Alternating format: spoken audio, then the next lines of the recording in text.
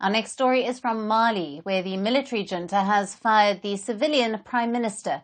His dismissal comes after a rare criticism of the country's military rulers and their failures in organizing the promised elections in the country. Now, the sacked prime minister is Choguel Maïga, who was appointed by the military leaders after the 2021 coup. The move was announced in a presidential decree issued by Colonel Assimi Goita and was read on the state television. Decree number 2024-0656 PDRN of November 20, 2024, terminating the functions of the Prime Minister and members of the government.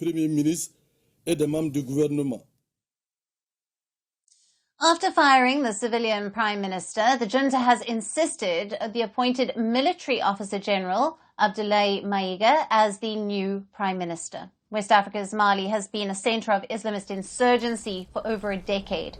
The country went through two successive coups in 2020 and 2021 amid growing violence. In 2020, military leader Colonel Assimi Goita assumed the role of vice president under a civilian president after overthrowing the democratically elected government.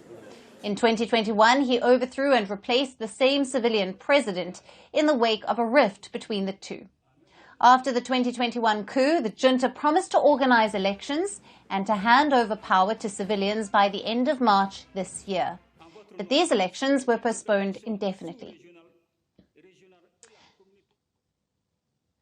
Now, Choguel Maïga was named as Prime Minister in 2021. He served as a minister on several occasions under the democratically elected governments and also ran 3 times as a presidential candidate. Later, he led a coalition and protests against the democratically elected government before its ouster. So he became the prime ministerial face for the junta in 2021. He initially fervently defended the junta rule and its cooperation with Russia over the West. However, lately he has distanced himself from the military government.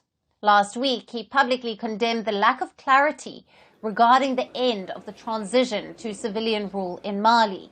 He said the confusion could pose serious challenges and the risk of going backwards. Months ago, a close ally of him was also sentenced to a year in prison for openly criticizing the military rulers. Maïga's changing stance on the junta has also met with protests by some of the military supporters in Mali. Protesters had called for him to step down after his public criticism of the junta.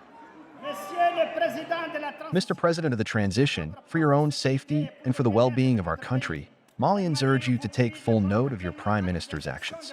A separation is preferable at this stage. He could sell you out to the many enemies lurking over our nation. The Prime Minister's dismissal also comes just a week after the junta arrested one of the country's top politicians for criticizing the military rulers of neighboring Burkina Faso. Now, the arrested politician is Issa Kaounjim, who previously supported Mali's current military leader. He was arrested on charges of insulting a foreign head of state, which is a crime in Mali. Mali's neighbor, Burkina Faso, is also ruled by a military regime, and they are also joined by Niger in West Africa. The military leaders in these nations capitalized on popular discontent with the previous democratically elected governments over security issues. Though security still remains the biggest concern in these nations, it is unclear when they will see a transition to civilian governments, if anytime soon. Burkina Faso has extended military rule by 5 more years, while the junta in Niger, which came to power in 2023, claims it will hold elections within 3 years. Despite the delay, the popularity of the military leaders has grown in West Africa. But will they bring their nations out of the chaos as they promised?